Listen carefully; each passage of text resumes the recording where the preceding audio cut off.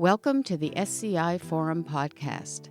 This podcast was produced by the Northwest Regional Spinal Cord Injury System in the University of Washington Department of Rehabilitation Medicine. The Northwest Regional SCI system is dedicated to improving the lives of people with SCI through excellent patient care, research, and education. To learn more about our podcasts and videos or to make a donation, go to sci.washington.edu. Hello and welcome to the Spinal Cord Injury Forum podcast. My name is Jeannie Hoffman. I'm the director of the Northwest Regional Spinal Cord Injury System and a clinical psychologist and professor in the University of Washington Department of Rehabilitation Medicine. As part of our series on therapists who work with people who have had spinal cord injuries, I'm joined by Celina Smith. Celina is a certified speech-language pathologist at the Comprehensive Outpatient Rehabilitation Program, fondly known as CORP, at Harborview Medical Center. Celina, thank you so much for joining me today. Yeah, thanks for having me. So the first question that I always ask is, what is the background? What do you have to do to become a speech-language pathologist? How many years of school and training do you have to do? Well, I did an undergraduate degree in communication sciences here at the UW, and then now it requires a master's program. So the UW program, I believe, was 3 years when I was there, and that includes a fellowship year, but we transitioned out of that and had to find our own fellowships. We had to find our own way there. So it's a 2-year program, and the fellowship is approximately 36 weeks in, some kind of stable setting. You have heavy supervision, but you do get paid, which is pretty nice. And I always say the prerequisite for being a speech therapist is being organized and highly attention to detail. It's a good thing to have in a speech therapist. I think so. I think it just comes with the personality. It's a little embarrassing. I know most speech therapists are just very organized, and I don't know if we're just bred that way through school or if it's something we're born with and we're just led that direction. Well, and I think you have to be in order to help people figure out their own, because that's one of the big cognitive difficulties that comes with a traumatic brain injury or stroke or other brain injury, is that people lose that executive functioning ability and that planning and organization. And in order to be able to help people, you have to have it yourself. It's true. And probably even learning the strategies to train people into that helps you kind of be more effective in that as well, I would guess. It's hard to train people to think like you, right? Yeah. You can spoon feed them strategies all day, but the end goal is you want them to be able to problem solve the next problem themselves, not keep coming back to speech therapy for each little thing. Yeah. It's like a meta thinking. Speech therapy, I think, is kind of a misnomer, first of all. What we do really encompasses a very wide variety of things. So I think people often think of us as treating their kids for speech sounds or working with somebody that has had a stroke, but we do a lot more than that. So we work on anything from feeding in the NICU, working with birth to 3, working with kids in the schools. And then I somehow stumbled into the hospital setting. So I work with all sorts of neurological disorders, stroke, spinal cord injury, traumatic brain injury, those kinds of things. And we really focus on a lot of different things. So how did you come upon speech therapy? How did you decide? Was this something that you knew about growing up and this is what you always wanted to be, or how did you find it? Okay, so this is really embarrassing. I had no idea what a speech therapist did when I was in college. I don't think anyone really grows up wanting to be a speech therapist necessarily. I was a psychology major, I was a physical therapy major, I was a sociology major, and then the UW finally told me I had to pick something, and I stumbled upon a class on communication with this amazing professor who I believe is now retired. And I did really well in the class, and I just kept on trucking and switched my major last minute.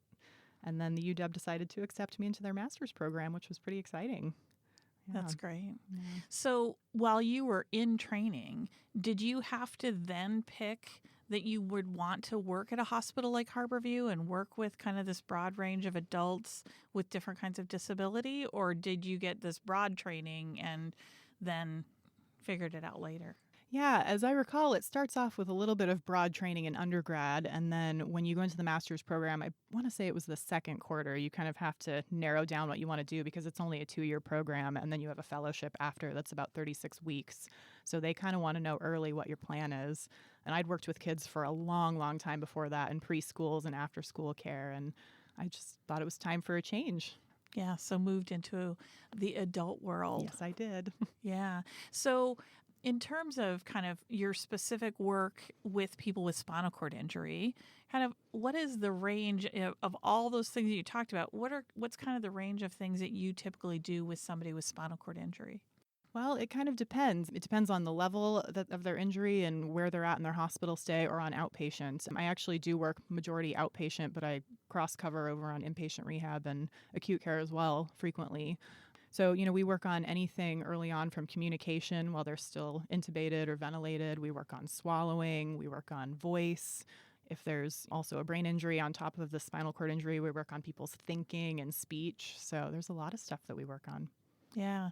So, if it's okay, let's kind of break it down. Mm-hmm. So somebody comes into newly in the hospital, have a high tetraplegia, on a ventilator, kind of what would you be working on with them? Sure. So on the acute care side, a lot of what we do is communication early on, right? These patients are potentially ventilated and theoretically kind of scared and unable to communicate with their team. And so the first thing we do is swoop in and try to get them some kind of communication system. We primarily use eye gaze boards if they can't communicate or move very well. But really exciting, we got a donation from Microsoft for a Surface Pro tablet that has an eye gaze system attached. So I've been trying to get into the ICU with these new quadriplegics and get them communicating a little more effectively. It's pretty exciting stuff. That's great. Yeah. And so that technology has come a long way pretty fast, really. Yeah. Like you had to be so well set up, but if you can use it that early, it's pretty impressive. Yeah, I'm hopeful that if it's working out really well, then maybe we can get more into the ICUs and train the nurses and the staff so that any patient could really have it at any time. I would love to get them kind of set up in every ICU. What exactly is an eye gaze board? Yeah, so an eye gaze board, it's literally just a big board that has all the letters of the alphabet, usually the numbers, and I'll sometimes toss on a yes or a no. And you go row by row with partner scanning. So I hold up the board and I just say, is it the letter in the first row, the second row, the third row? And they'll use whatever they can, a nod or a blink or a thumbs up or what have you. And then once you pick the row, then you go letter by letter and they give you another yes. And you do it letter by letter to spell everything. Yeah, people love it. Not really. Not really. They do not love it. And then people, usually then you're developing, like you said, the kind of catchphrases. So they'll have their own board that has just 5 different phrases, like call in pain, mom. Yeah. Call mom, nurse, and so then it's just the first row and then which thing. And if they can use eye gaze, that's super helpful because you can see where they're pointing or looking at. And so you have some way to kind of move through it a little bit faster. Yeah. So eye gaze, go ahead and talk about what that actually looks like for this new system. Yeah, the eye gaze that we have now with the Surface Pro, it's just a tablet with a little bar on the bottom that connects to your eyes and you calibrate it to your gaze. And then we pull up a keyboard on the tablet and they can just look. And if you hold your gaze on a letter, it'll click it basically and spell out whatever they want. It has vocal output. It's a little tiny bar. It's Toby makes this very inexpensive. It's a gaming bar, I think, right now, but we've got one attached to the bottom of a tablet. And the biggest challenge is positioning in a hospital bed and getting it the right level and distance and angle. But once we get it, people have done well. Yeah. Yeah. That's been some really cool technology. And again, I think it's gotten better because before we saw some of the early Toby product and it was people would get off every time. It would recalibrate and then they would try and do 2 things and then they'd have to recalibrate again. And it sounds like it's gotten much better. It has. I think the trickiest part for people still is if they have a little head movement, they start moving their head and it's uncalibrated. And I just want to put my hands on their head and stabilize them because that can throw the system off. But it's gotten really impressive. Yeah. And, now we can change the voice output. Is it male or female? Do they have an accent or not? It's getting better and better by the day. Mm-hmm. Yeah. I think the setup takes a lot longer with the hospital beds. And if somebody's in a chair or can't sit upright or has a collar on, there's a lot more positioning needs, but I'm getting a lot faster at it. In the lab, we got some mobile carts that we can slide up really close to the bed and it has a boom arm that we can use to kind of get in the right position. The calibration takes about 30 seconds though, and then they're off and running, which is pretty great. Well, and I was going to say, honestly, like the setup takes longer, but I would bet that people are a little more engaged because of the technology as opposed to pulling out that eye gaze The lovely board. boards. Yeah. And it doesn't require me, necessarily cueing them step by step. I Right. can just sit and wait, and I'll step in as needed if they need to delete or if they're just getting frustrated. I think the biggest issue is eye fatigue. You spend 15 minutes on it and you're pretty tired. But Right. really, if we can get 15 minutes a day even, that's so exciting. That's huge. Yeah. Yeah. Do you pick up a lot of brain injury that way? People struggling? Because I would guess that early without being able to communicate, and in my experience, a lot of times people are so focused on the spine that they don't even bother examining the head in those early phases. So are you starting to pick up any of that early? I think sometimes we do. Yeah, we'll notice things early on, even with just spelling. And you take the whole person, right? You look Right. at literacy and education and you try and get that information beforehand so you kind of know what you're working with. But there can definitely be some little red flags. It's really tricky on acute care when they're on all those medications, Right. though. You think, okay, is this oxycodone or is this brain injury? And what are we looking at? And then you kind of look at the whole picture again, mechanism of injury and Right. whether there was potential for even a concussion that Right. could make them a little loopy. Yeah. And then I know you work with people as they're working on getting off a ventilator. So kind of what are the things that you're doing there? Yeah, so we coordinate a lot with respiratory therapy. When they're ready to become a little bit more stable with their respiratory drive, then we'll work on things like swallowing and voice. We hear a lot people really want to get back to eating really fast. It's one of the biggest concerns people have beyond communication. So it's really exciting to watch people kind of recover and be able to get back to eating, and it's really good for their mental recovery and their physical recovery. That's great. Yeah. And then as people progress, what are the kinds of things that you're doing during outpatient therapies? And in fact, I miss kind of the inpatient time because, I think there is this pretty high rate of people who have both a traumatic brain injury and a spinal cord injury just from mechanism of injury. Yep. Yeah. So in inpatient rehab, a lot of what we're doing is training to go home, right? That's the big goal, is getting out of the hospital. So a lot of times they're still working on the swallowing piece and getting back on a safe diet, self-feeding, that sort of thing. But also if there's a traumatic brain injury on top of it, we're starting to think about, wow, are they able to remember their precautions or how to transfer? We're working with PT and OT on how to safely do kind of these activities of daily living and do it well. And there's a lot of caregiver training that goes into that too, hopefully, if they have a good support system. And then moving into the outpatient realm. Funny, we don't see as many on outpatient. I think probably because people are so focused on their mobility at that point and wanting to kind of fine-tune and perfect how they're getting around. One of the big things that I've come across recently is just working on their voice. So if somebody was intubated for a long time or has a trach, then sometimes they'll want to work on their voice and being able to be louder or, more effectively use communication systems, whatever that might be. Do you do much work with people who have to stay on a ventilator and have to work on learning to use their voice more effectively, being able to talk with a ventilator? Is that things you do mostly on an inpatient basis, or do you ever see people on an outpatient basis that are still working on that? I would say it's rare to see them on outpatient for that kind of thing. Usually we get them pretty well set before they go, but as inpatient stays are getting shorter and shorter, I suspect we might be seeing more of that on the outpatient side. Right. It's been a while since I've done that, to be honest. Yeah. Yeah, usually the big focus is either on their thinking or their voice, but certainly I think it could be heading that direction if the stays get shorter. Yeah. So in terms of the other thing you're doing on outpatient is really working with assistive technology. So some of that you said you're taking into the ICU, but can you talk a little bit about what you've been doing on an outpatient basis? Yep. So Harborview actually got a Nielsen Grant Award for $100,000, and we have set up an assistive technology lab in between the inpatient unit and the outpatient unit, which is very convenient.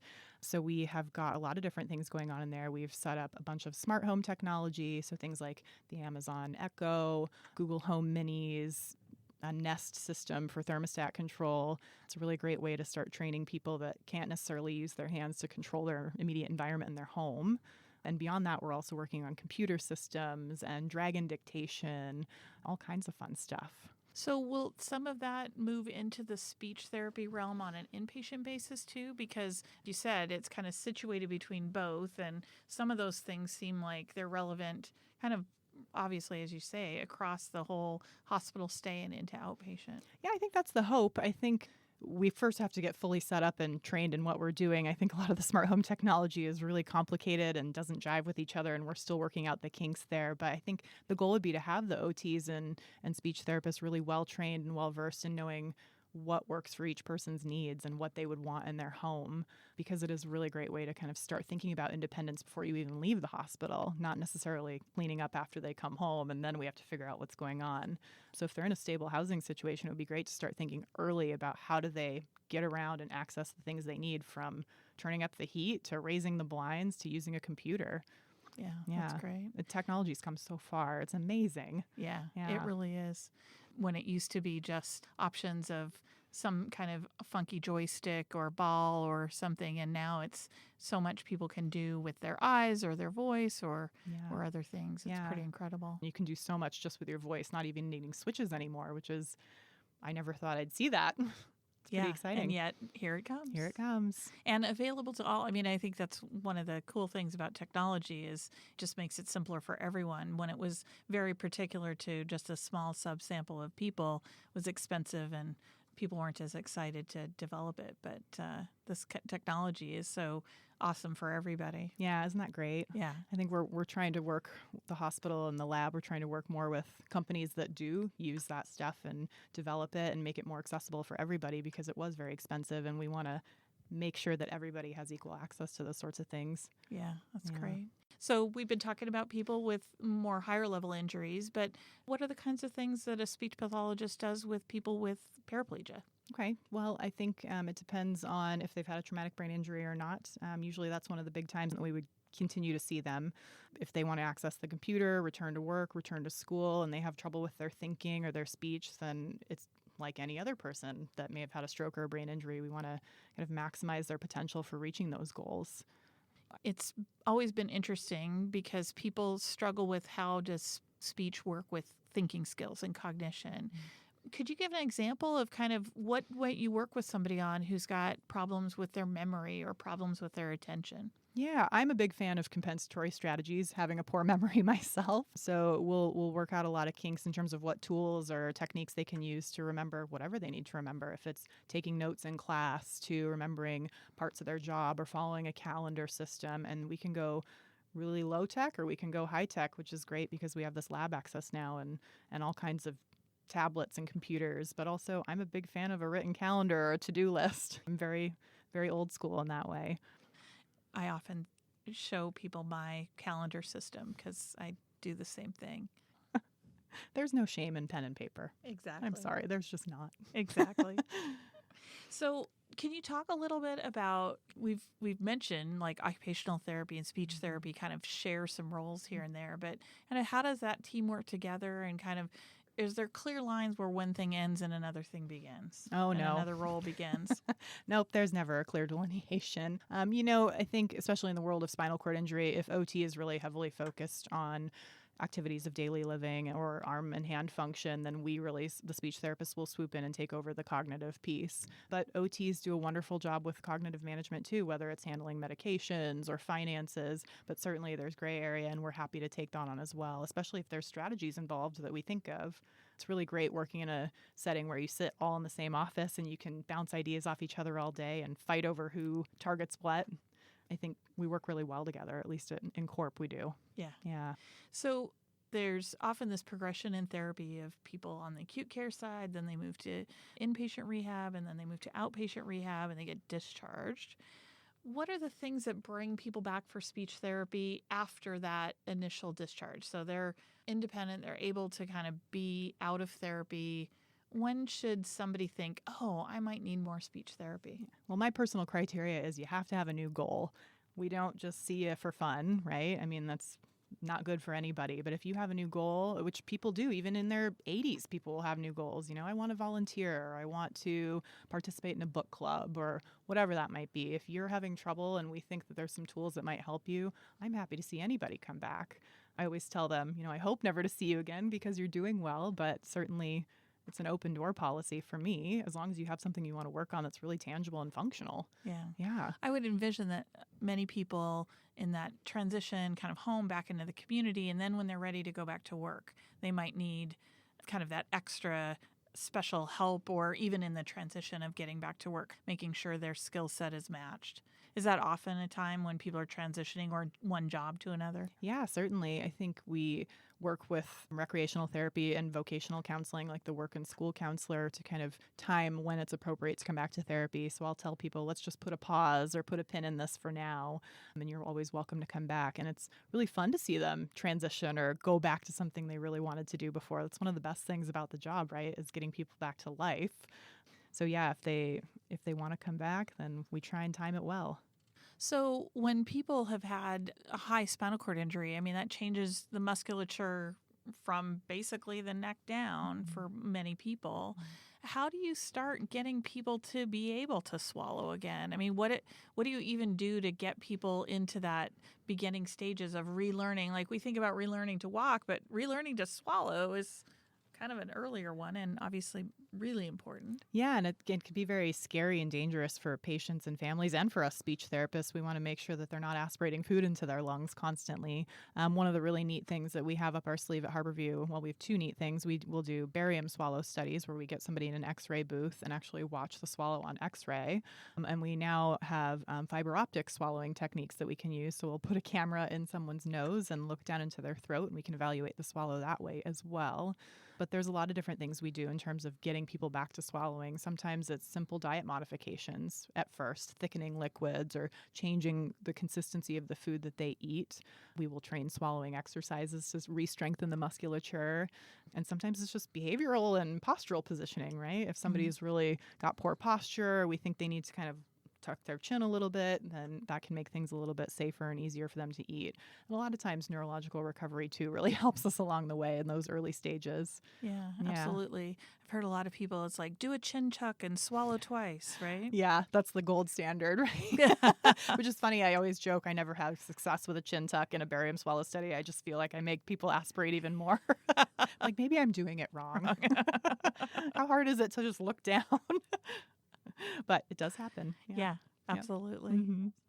And again, you don't think about exercising those muscles, but really that's part of it. And I hear, people talk about, well, you can recreationally have some sips of, or some ice chips is usually the standard big one. thing. Yeah, or the little mouth swabs. People love those. Not really. Yeah.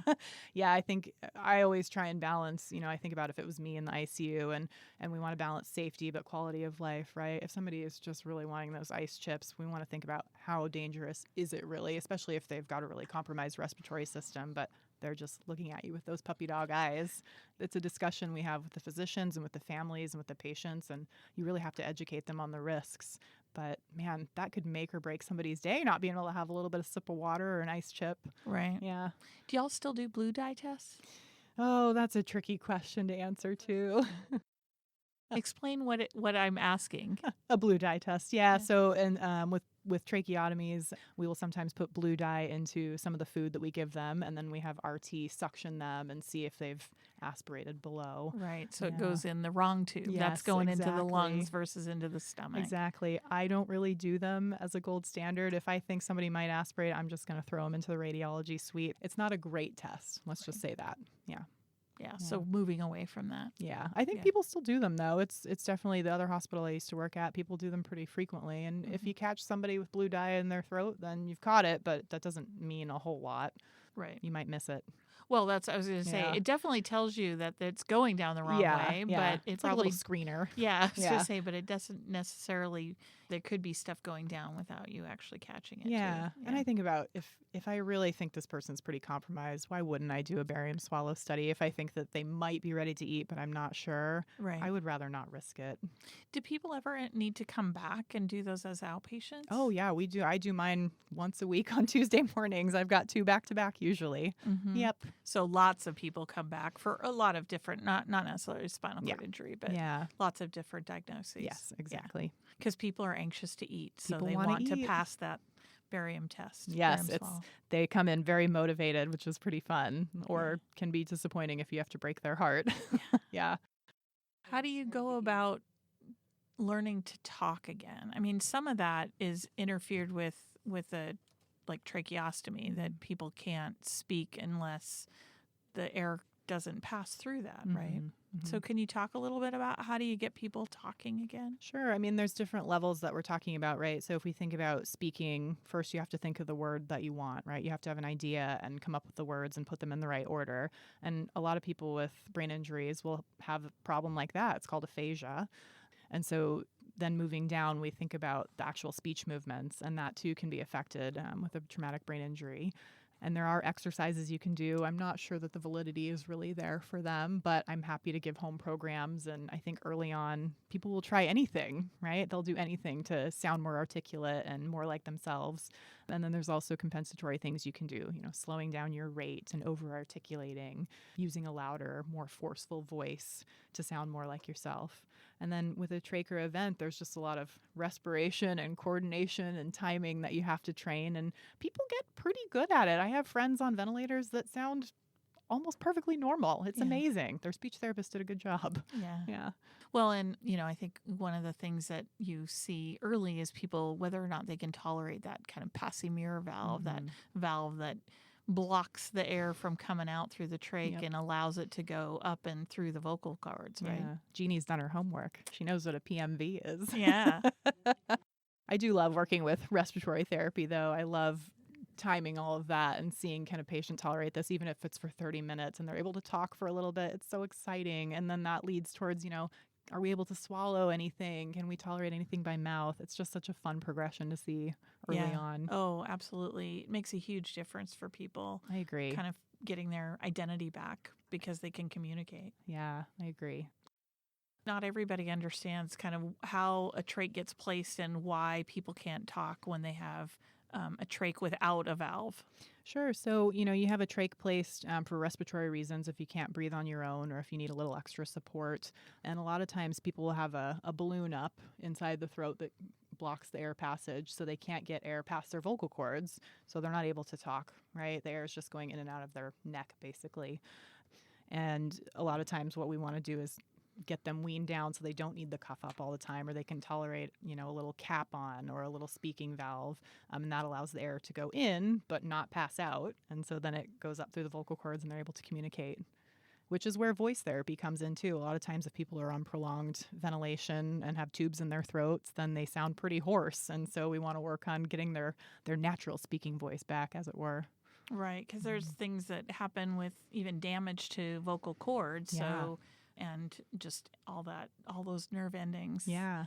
Depending on how high of an injury they have. Yeah, and we work really closely with the ear, nose, and throat clinic on outpatient in particular. I work in there on Tuesday afternoons, and we don't see a lot of spinal cord injury come through, but it certainly wouldn't be uncommon to see some trauma from having an intubation tube placed. I mean, it's a pretty big deal, and it's not exactly a gentle placement when you're in an emergent state. So we see a lot of voice stuff.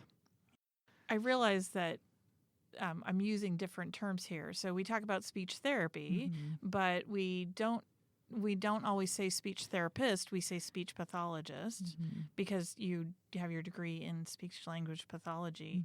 What's the current appropriate use, or what do you like? Oh gosh, I probably am not appropriate, which is not surprising. I say speech therapist because we say physical and occupational therapist, and I think I sound a little snooty if I say speech language pathologist, but I think the proper term is still speech language pathologist. That's what's on my badge. Yeah.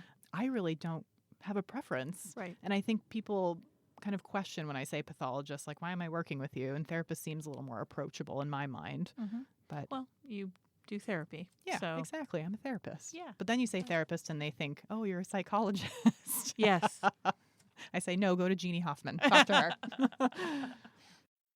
We've talked to the other folks who work in rehabilitation, and they've used the terms compensation versus like restoration or recovery. How does that fit into speech and speech therapy? How do you think about that? Well, I think there's a pretty large divide happening in terms of restorative versus compensatory. I know there's a lot of research I've been reading on whether restorative therapy actually works in the speech world, doing these cognitive exercises, or I call it the drill and kill method. I think research really shows what you focus is what you get good at. So if I'm having you memorize a list of words, you're going to get good at that. But does that generalize? Not necessarily. So I have big talks with my patients about your time at home, and do you want to be spending it on the computer doing some kind of brain cognitive thing, or do you want to be working on something really functional and developing strategies to get good at that task? I certainly am happy to do both based on what the patient preference is, and a lot of it is dictated by their insurance on outpatient, unfortunately. If I get somebody that has 6 visits, I really need to figure out, what are we working on? How do I get you there fast? And then I'll give you a home exercise program to do on your own. Because the other thing about restorative is you want them to do it daily. And we don't get that luxury at Harborview. We don't see them daily. So that's kind of where I divide the line.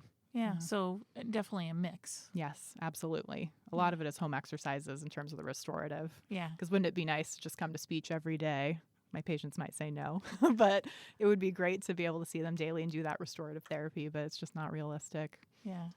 Because obviously psychologists, especially rehab psychologists, do a lot of work with people with thinking skills. And so I often talk about that, it's very helpful to learn compensatory strategies while you're working on the restoration, that you might get there, but you could get there faster or get there while things are in recovery. So I use when I-5 is blocked, you at least still have 405 to 18 and you can still get to Tacoma. But, if you're just sitting on I-5 and just waiting for that, it can take a lot longer. And in the meantime, you could be doing something else. I'm going to steal that from you, I think. I need a pen right now to write that down. That's good. It's good analogy. I think people like that because it's very visual. It makes sense. You could go the fast way and it's the way you're comfortable with, but you can figure it out. You can even do side streets if you want to. Yeah, I love that. I love that.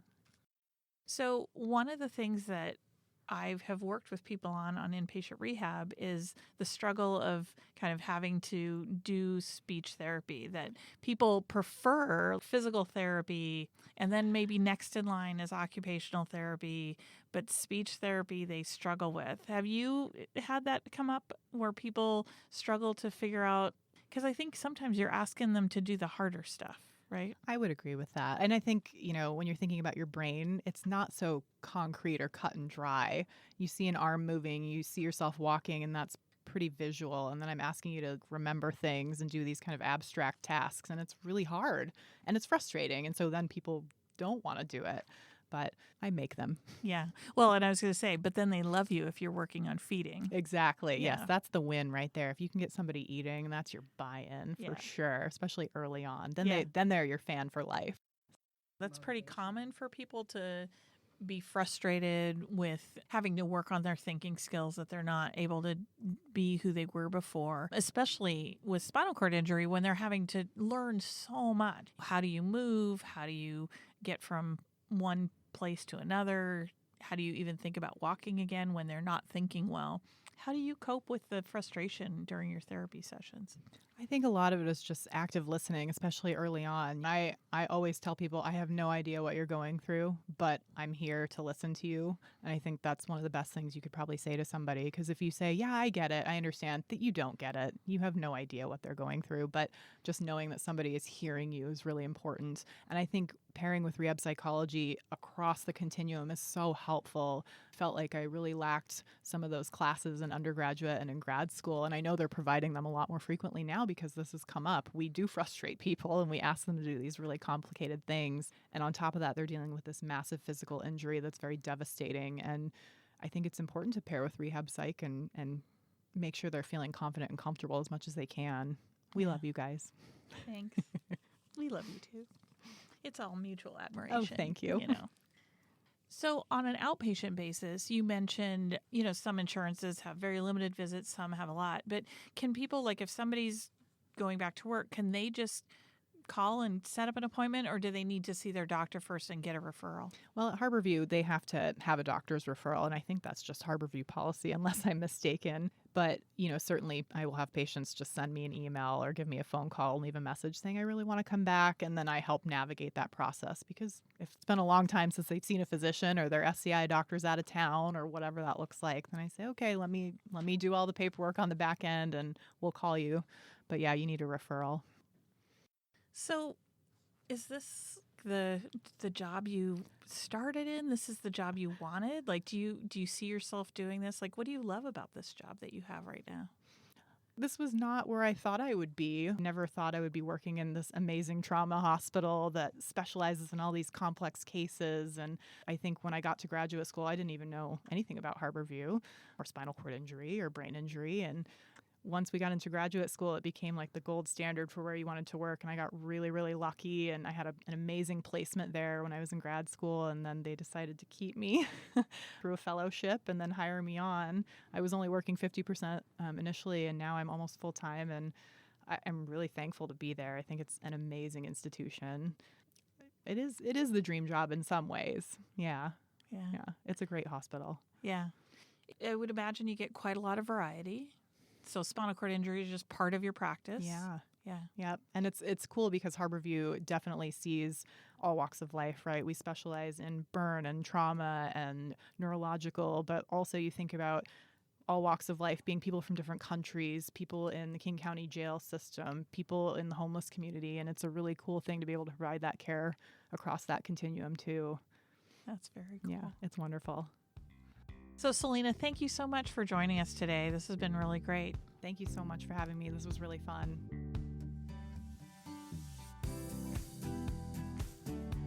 Thank you for listening to the SCI Forum podcast. To learn more or to make a donation, please visit sci.washington.edu.